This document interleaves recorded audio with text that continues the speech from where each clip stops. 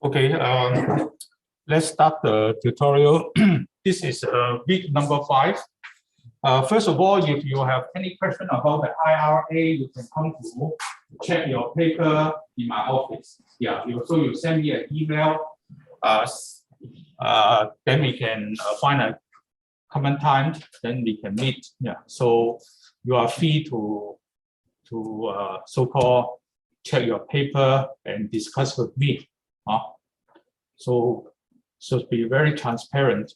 But the committee has recommended you cannot get back the paper because those questions will be reused for in the future. Yeah, so we will not be able to set the questions every time. So I think you understand it. Yeah, but if you want to check the paper, it's also okay. You can come to my office and discuss with me. Okay, so let's start. Yeah.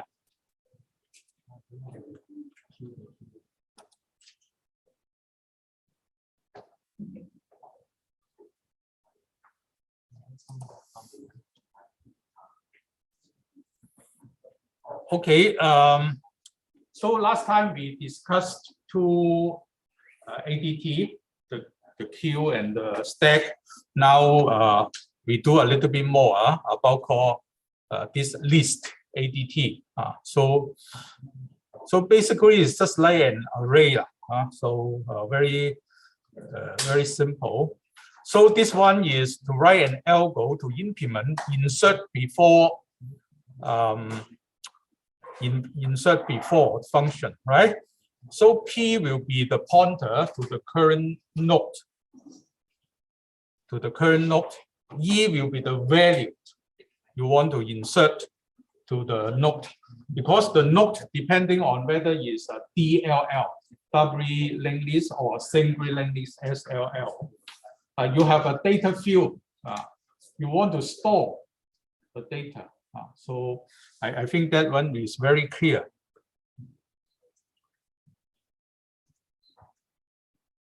Okay, let's see how to do it. Yeah, assume that this one is a DLL. So here two-sided. One is the next. This is a pointer to the next node. This one, the previous, is the pointer to the previous node. And the convention is that if this one is the first one, you see that will be now. If this is the last one, then the next will be now, and so on. Yeah. Okay. So if this one is P, the one we want to add the node before that, then this one will be the P dot period. So the dot notation should be should not be new to you. So as you can see that, what should we do? So actually you can very easy, you know that. So we want to add this node before between these two, P dot period and P here. So what should we do? Now you look at it. We should create a node called temp and set the data field to be E, right? And at the same time, we can set the period temp dot period to point to P dot period, and temp dot next, it should point to this pointer will point to P, right? And after that, because P you cannot do it too fast, because P is the one you know. You cannot make it so fast, and then you cannot trace it.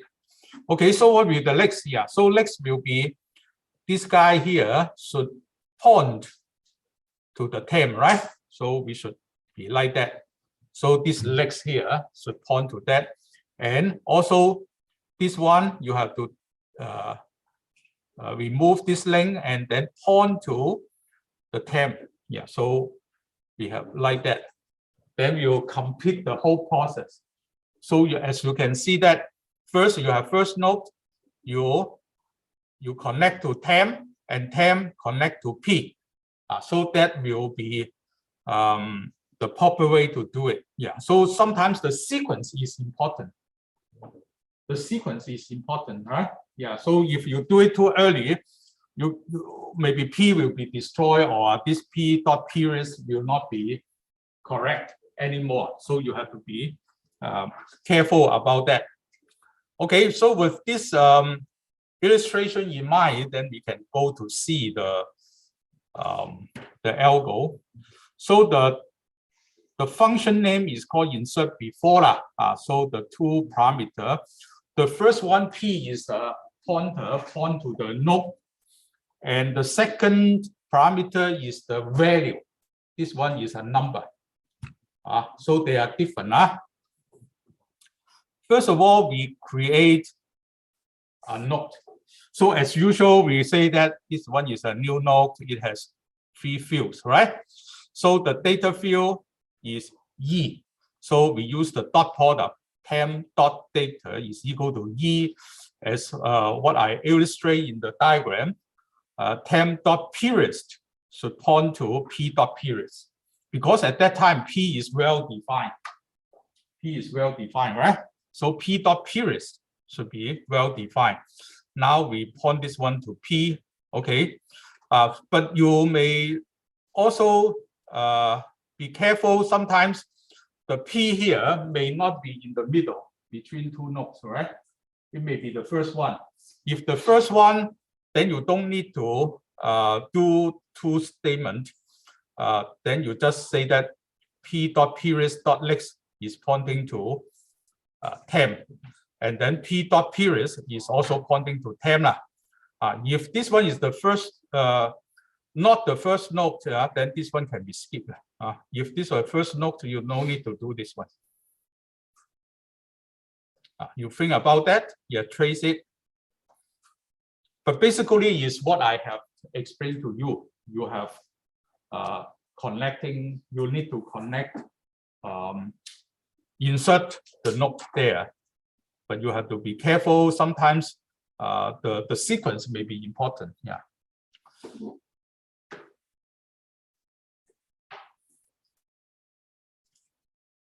So any question here?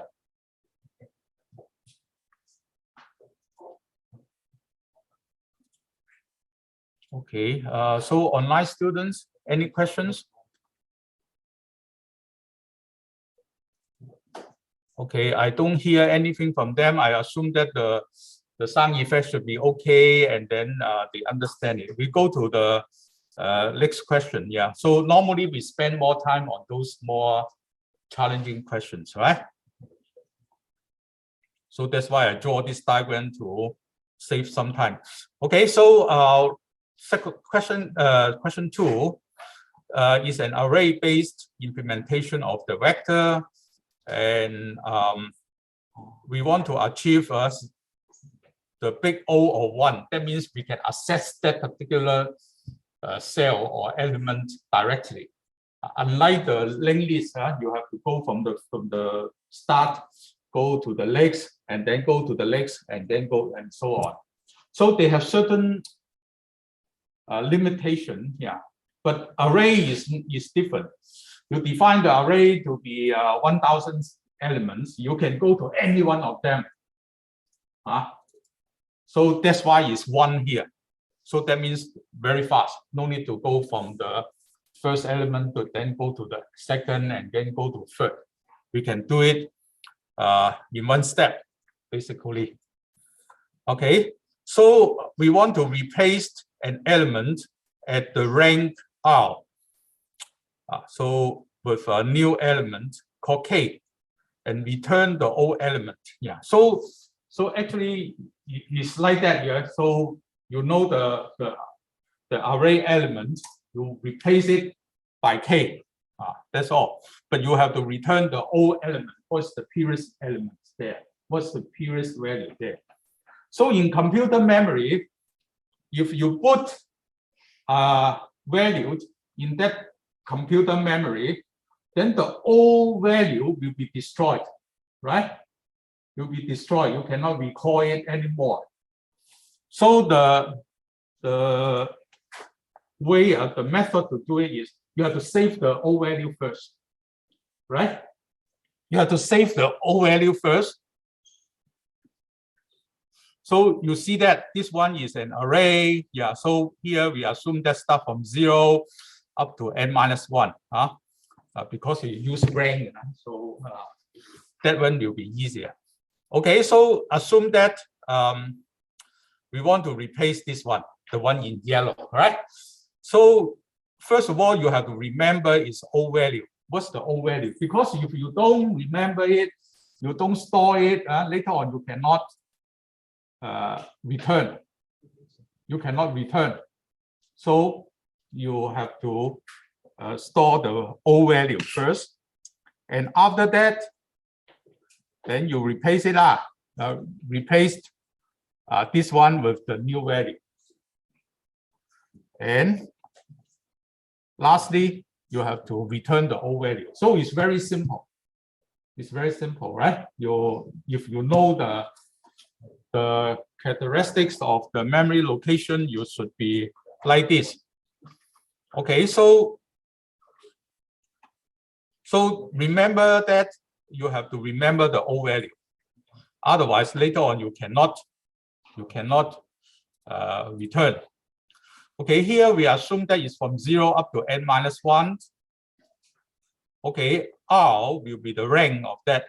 The rank, if rank R means if your array is from 0 up to n-1, is exactly R there, because it's the number of elements before that. Yeah, the number of elements before that is R.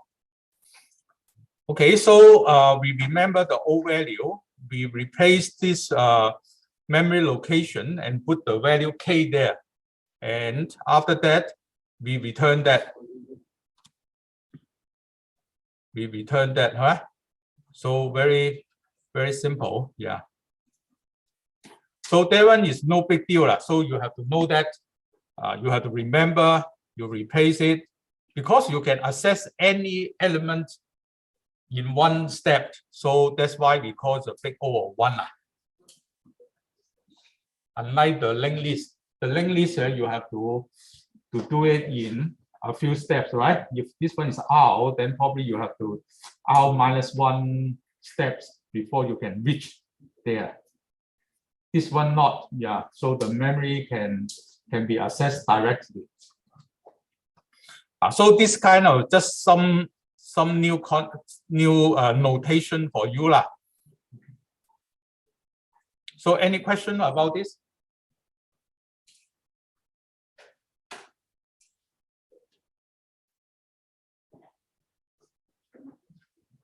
Okay, so how about the online student? Any comments on this one? Okay, so now we go to Q3. Now Q3 is called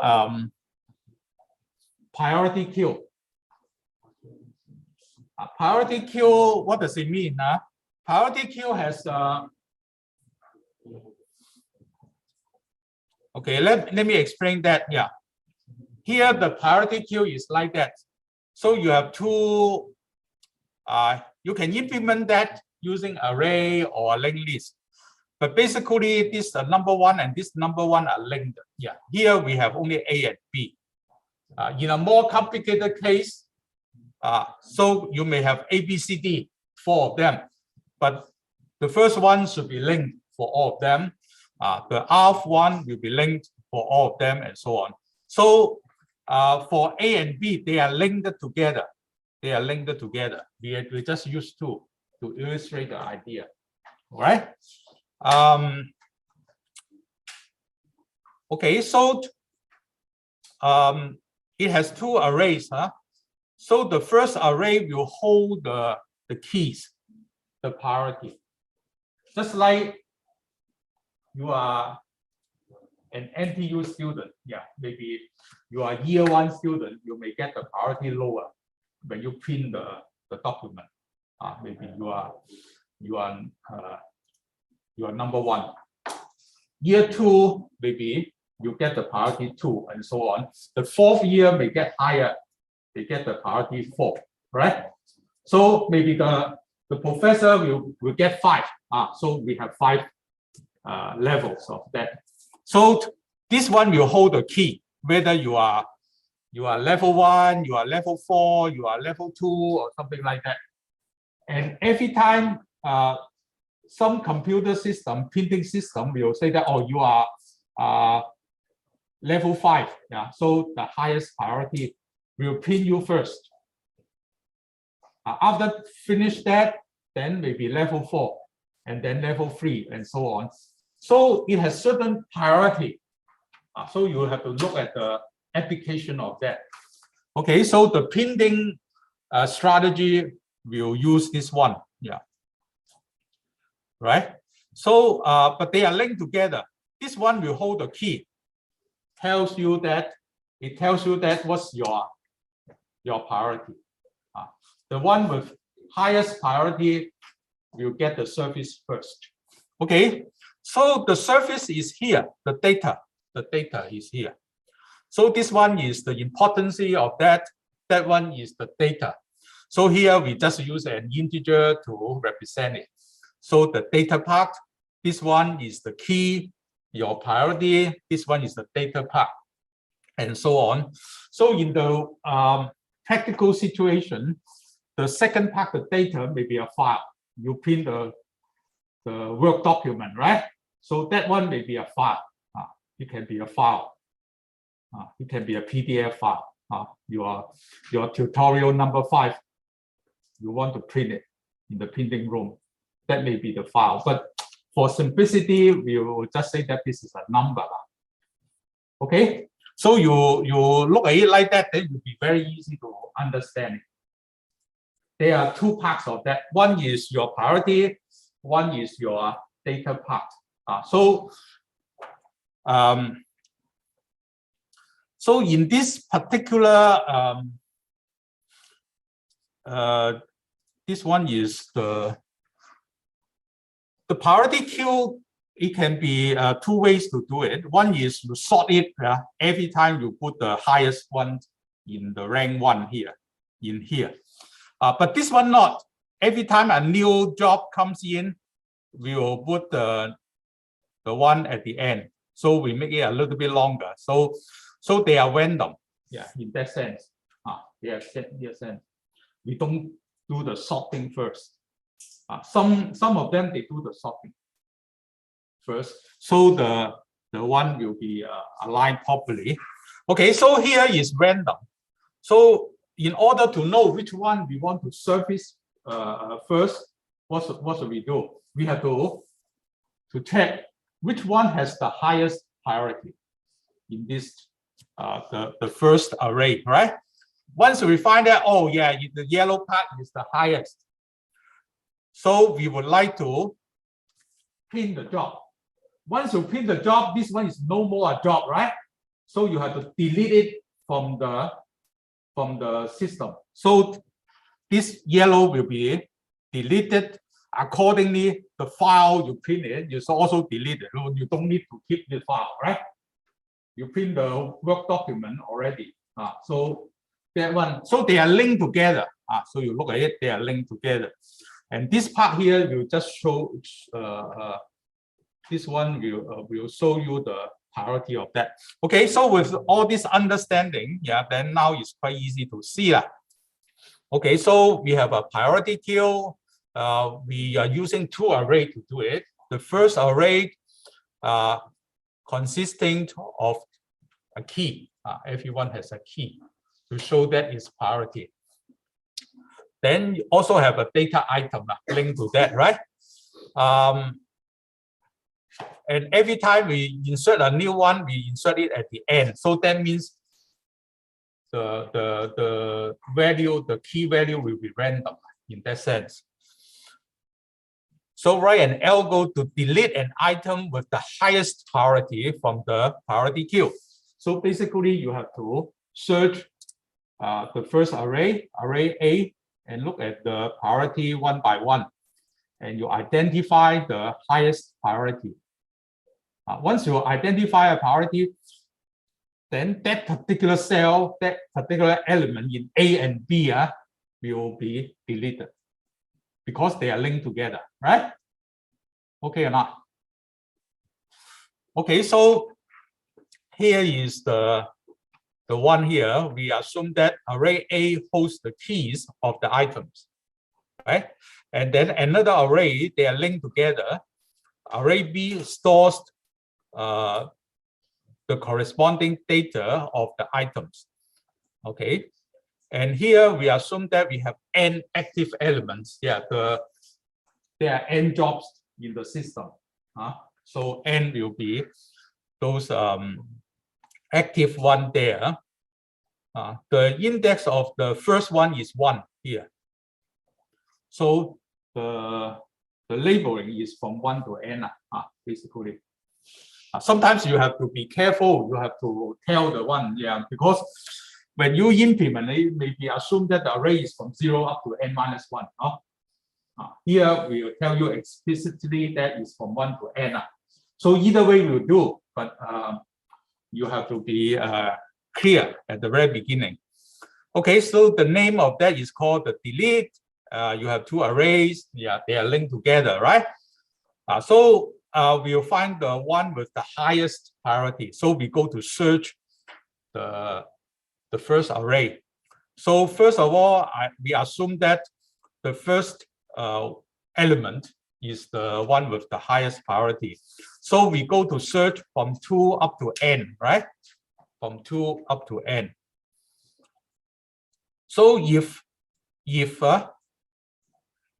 the element we examined, the key we examine is greater than the current maximum, the current value, then we update the index. The index will hold the highest priority, yeah, the priority status of that.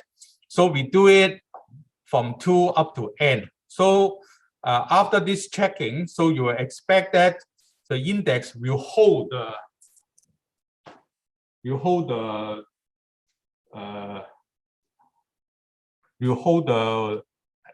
location, will tell you the location with the highest priority, right?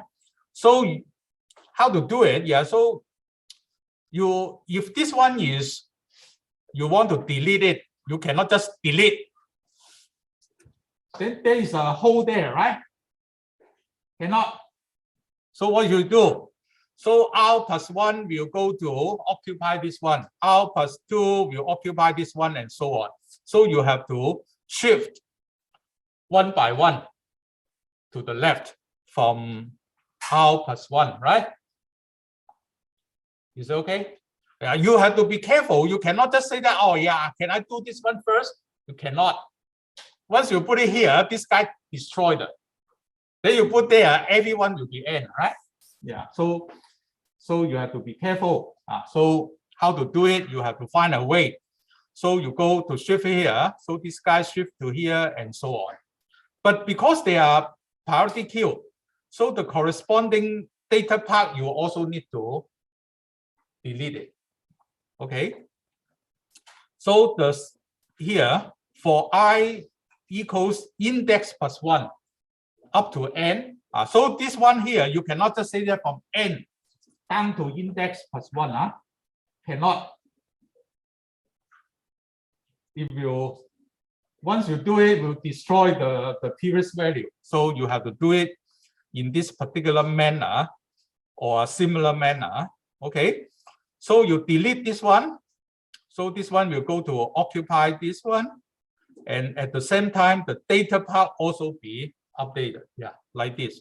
You do it for all of them. And at the end, you have to adjust the n dot last. N dot last is equal to n minus 1 because you have finished one job, right? So the n dot last should be n minus 1. Okay or not? Yeah, so always remember that you have two arrays. They are linked together. Okay, so I give you a remark. N dot last is the number of active elements there. Active elements there. Don't say that is the index of the last element of the array. No, not necessary. It depending how you do it. If you start from 1 up to n, then this is okay lah. You start from 0 up to n minus 1. N minus 1 is the last one, right? So you say that, what's n dot last is n minus 1. Then you will have some problem with the counting.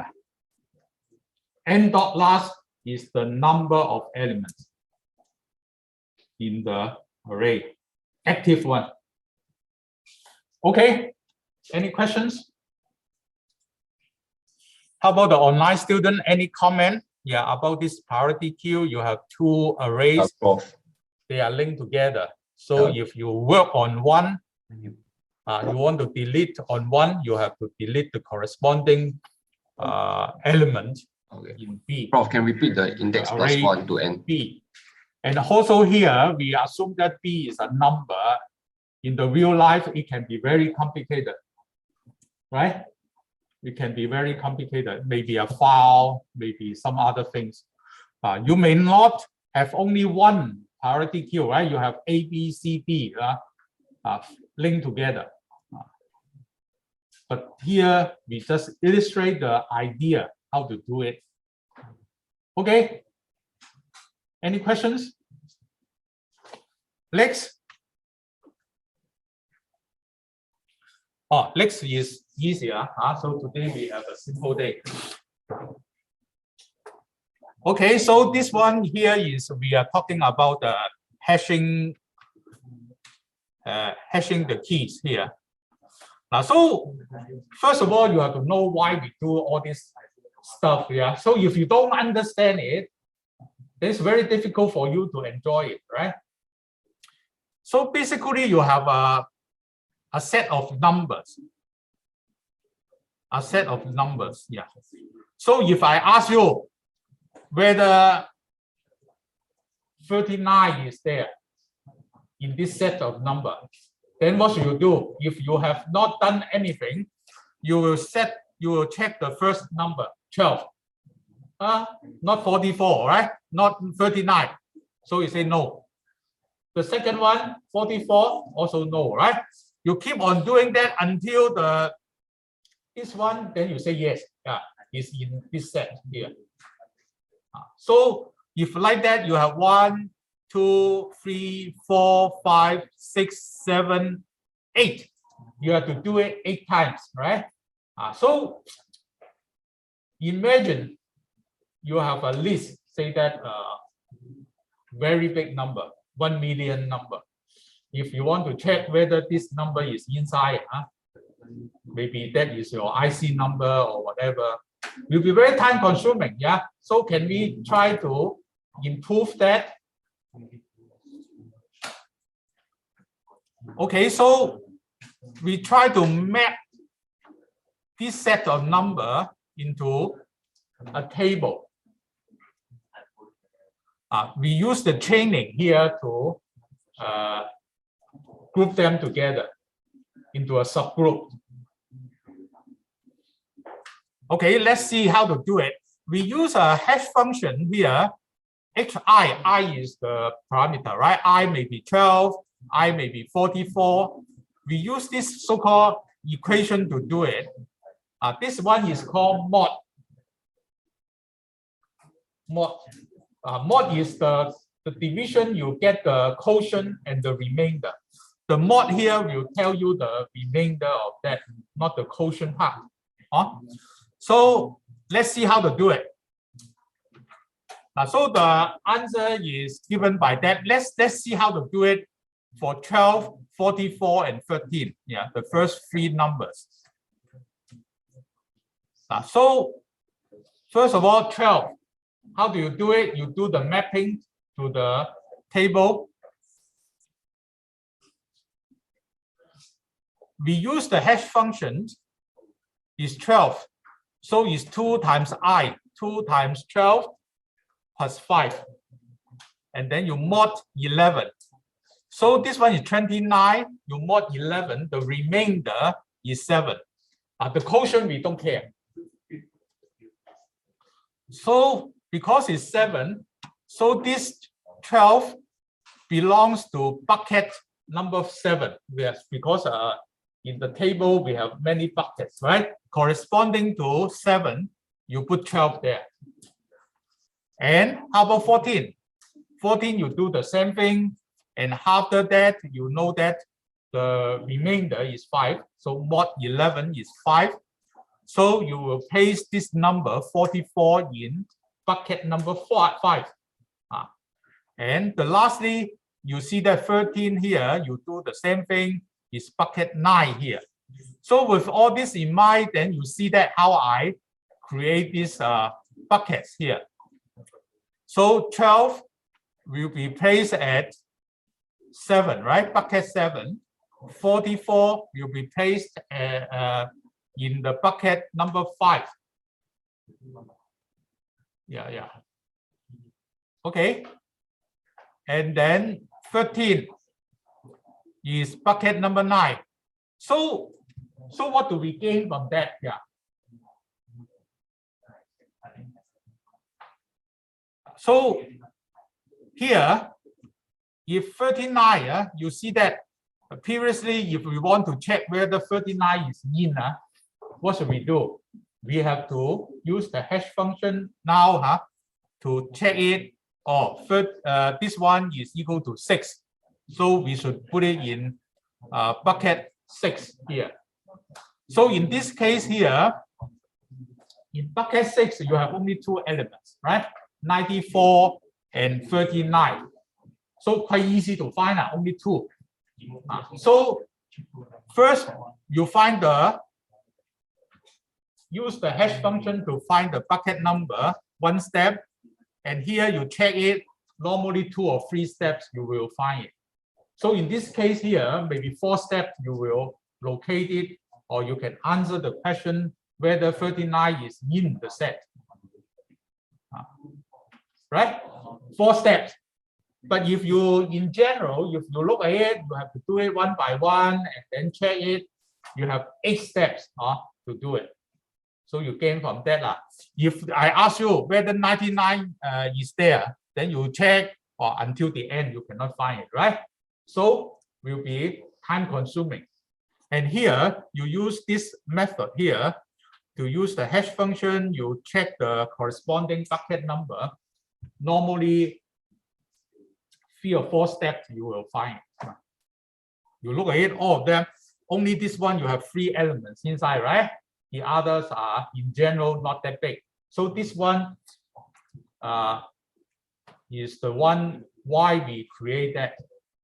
So even in a simple example like that, we gain from that. Yeah. So if you have 1 million data, say, then this one will be much bigger. So any questions? Yeah, I hear a lot of noise. A lot of questions. Yeah, ask me first. Yeah. Any questions? Yeah. So tell me. Yeah, your question. Yeah. Okay. So this one is called training. So this one here, when you put here is a linked list. This is a linked list. When you show here is a linked list. This one is an array. This array here will hold the pointer. So this one pointer 1 here will have a pointer point to this linked list. Pointer 4 will point to this one here, like that. So you have to know what they are. This one is an array of address. Each one is a pointer. This one is a linked list. Is a linked list. Normally is a linked list. So that's why you can add more values inside easily.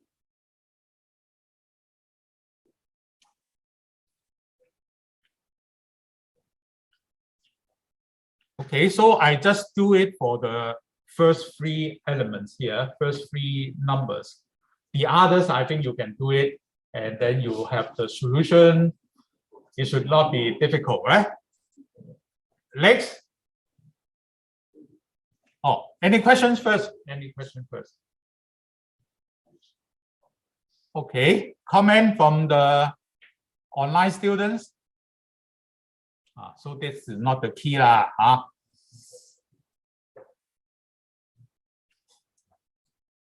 Okay, so look at the question number 5. You see that we have the same set of number: 12, 44, 13, 94 is there, 39 is there, and so on. We use the by linear probing. Linear probing is like that.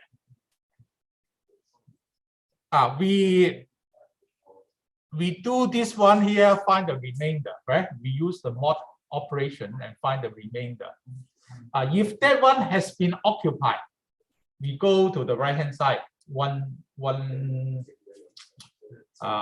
seat, like that. So we put it there. But if this one is occupied, if someone has occupied that place, we move to the right hand side 1 unit, and so on. We keep doing that. Okay, let's demonstrate how to do it. Now, so this one here, we have 10 elements, or 11 elements here. So this is the answer. Let's see it one by one, how to do it. This is the answer. Okay, so how do we do it for the first three? First three, as you see that this one is 7.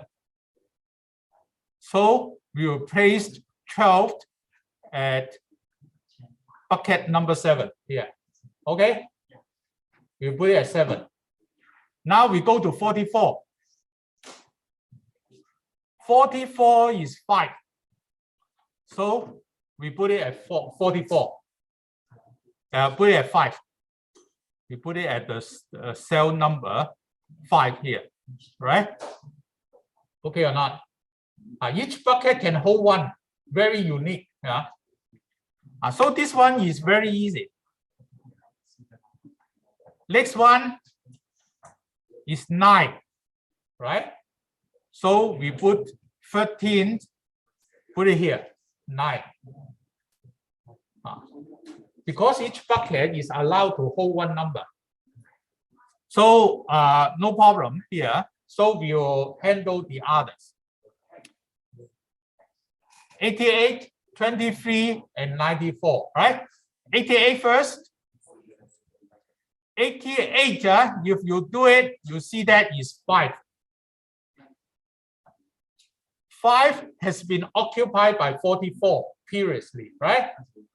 So you go to the right-hand side 1 unit to see whether it's empty or not.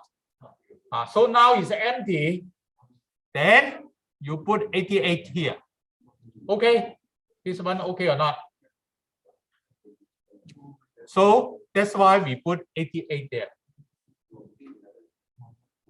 Now we go to 23.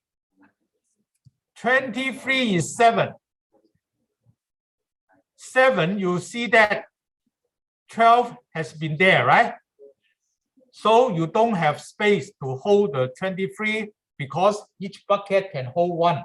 So you go to the next number 8 and put the 23 there. Okay or not? Now 94. 94 is 6. So you see that is 6 is here, right? But 88 has occupied the place. Then you go to 7, but 12 has occupied this place. You have no space. Then you go to right-hand side 1 unit is number 8. You see that 23 has occupied this space, right? So you go to the right-hand side, but 13 has occupied that. So you go to 1 more time to the right-hand side. Now it's empty. So you placed 94 there. So at the very beginning, it's supposed to be placed at bucket 6, but somehow all the labels have been occupied.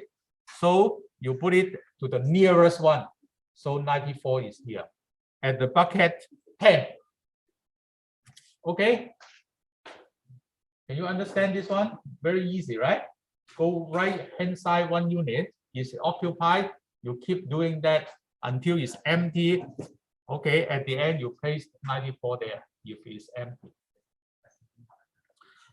Okay, so now we put in other values. 11, 39, and 12. 11 first. 11 is 0. Sorry, 11. Not 11 mod 10 is 5. Is 5. So you check until 94. Do you put it at there? You have no space, right? Because mod 10, you cannot be bigger than 10, right? So wrap around. So this one will wrap around, come to here. So 11 is here. So that one is a little bit tricky, huh? This one here. So, okay, let me repeat it. 11 after the operation should be supposed to be 5. 5, no space, we go to 6. No space, we go to 7. No space, we go to 8. And then no space, we go to 9. No space, we go to 10. But no space here. So we go to 11. We are not allowed because it's mod 11 cannot be more than 11, right? More than 10. So we have wrap around. This one is called wrap around. Go back to the starting point because we will treat it as like a ring or something like that. Yeah. So this one wrap to this place here. So 11 is here. Okay. So this is some technique that the computer science they like to do it like this. You have only 11 space from 0 to 10. You cannot exceed this number. Next, 39. 39 is 6. 6, you see that drop like that. 39 is here. Also wrap around and then come to here. Okay. Next is 1. 20 is 1. So 1 has been occupied. You go to 2. 2 has been 2 is empty at that time. So you put 20 here. This is the way how to do it.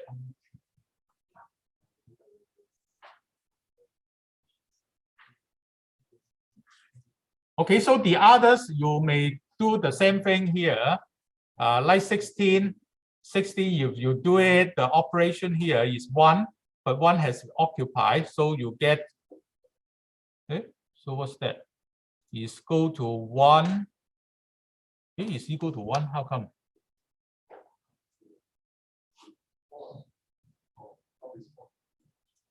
Oh, go to 4.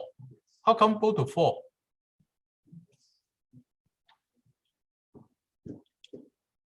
Must be I copied something wrong. Okay, so 32, 37, right? 11, 30 should be 4. So there's a typo here. So this one is 4. This one is 4. Let me change it.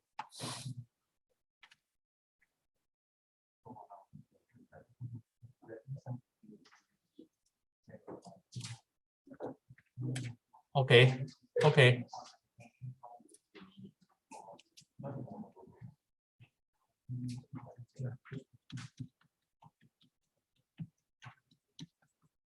So should be smart enough, right? Yeah, not like me, I always make mistakes, huh?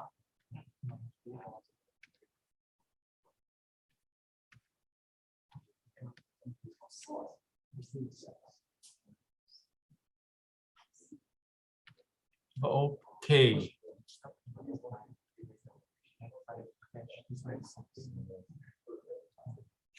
Okay, so it's 4. Now it's clear, it's 4. So you will place it at bucket number 4, 60 is there. Okay.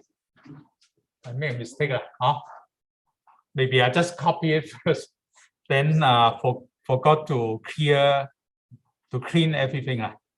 Okay, the last one. The last one, no choice. You have only one space. It must be placed at number 4. Is it number 4? 29, 11. Yeah. Is it 10? 10 or 15? It's 4. So it's number 4, but number 4 is occupied. So all the way around, wrap around, come to 3. So 5 should be there. So this is how we do it. So this one, to do it is easy. To write the pseudocode will kill you, right? If I ask you, yeah, so probably not, yeah, I don't think you can do it. In the exam, you can do it. So 10 minutes, you cannot do this one. Very complicated, this one, right?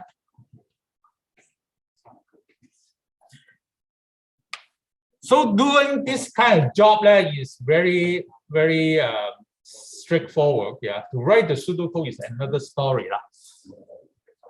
Okay, so this is called what we call the linear programming. Yeah, linear programming. Yeah. So the last one is this one. Okay, any questions? We clear all the questions first.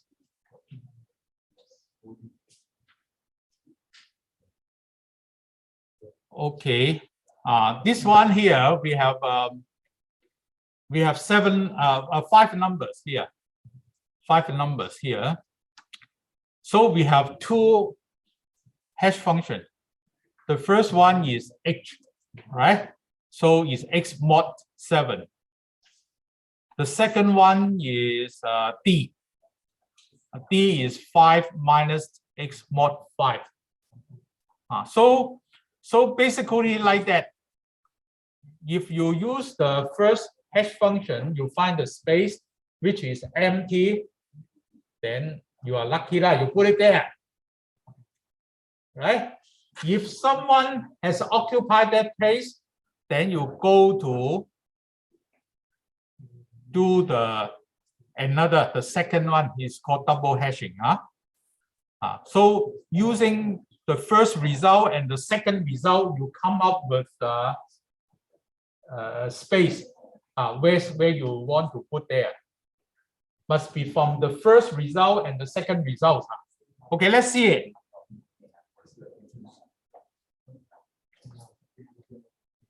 Okay, first of all, 19.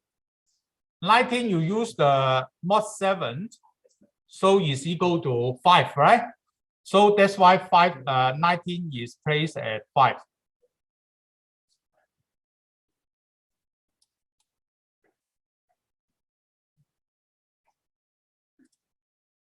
So this one should be 5.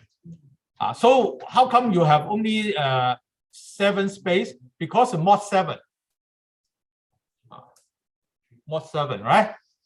So now we go to the second number, 26. 26, what do you get? 26 is 5 again. So you see that 5 has been occupied, right? The bucket number 5 has been occupied. So you go to use the second hash function. So you substitute into that, then you find that is equal to 26 is 1, 4, correct? 4. So don't put it at 4. Don't put it at 4. You see the first result is 5. The second result is 4. So you add them together and mod 7 again. Why mod 7? Because you have 7 space here at the very beginning. So you have to follow the first mod function, right? The first hash function, mod 7. Okay, so if you do it, you add them together. The first one is 5. The second one is 4. You mod 7.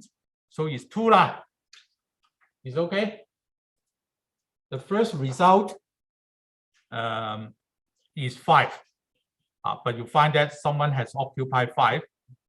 So you go to the second function, you get the result 4.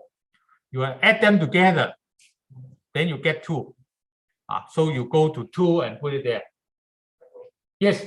So let's say, right, once you do the equation, you find out that the new equation is 2. But let's say 2 already contains another value. So if they're like that, then the second result you multiply by 2. Then do the modding. Yeah, do this mod operation. Is it that's why the J from the formula? Yes. So J will be, if at the very beginning is 1, right? You add them together. Mod 7. Then you get 2. And somehow you find that that bucket has been occupied. Then you multiply this one by 2. The second result by 2. And do the operation and see whether it's like that. If this one also occupied, then multiply by 3. And so on. So in our case, we don't see that. So I explain to you. I have had a question. I have to do it 4 times before I can find an empty space. Very, very, very scary at that time, right? So in the exam, you see that, wow, the first one not there. The second one, third one also not there. The fourth one there. Yeah. So sometimes you have to be brave. Okay. So I think I answer your questions. So if you read it, then the second result you have to use some multiple of that. So the first one is 4, the second one is 8, and then the third one is 12, and so on. Do this kind of operation and find the space. So you ask this question because you watch the video, right? Yeah. Even you watch the video, sometimes you don't understand. Okay.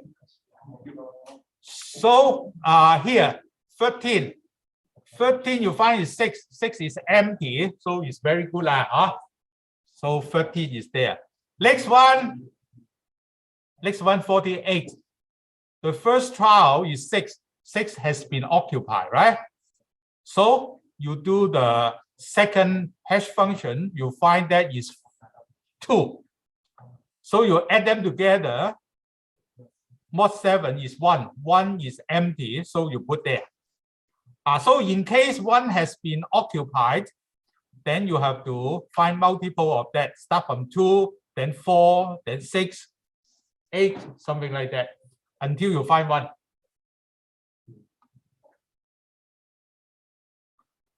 Okay, I think that's all right. Oh, do I have another one? 17. 17 is 3. 3 is empty, so we put 17 there. Put only 5 numbers. Yeah. So now you can do your homework. Number 1. Your homework number 1 is not like that, right? Not like that. It's the other way. They give you the result, find that what's the sequence. So the question number 1, question, your homework question. They give you the output like that and ask you what will be the input sequence. Yeah, so the input sequence is 19, 26, 13, 48, and 17. So you have to find that from the output to the input. Here is from input to output. It's different. Yeah, it's not set by me. I will not set so complicated questions. Yeah, it's set by another examiner.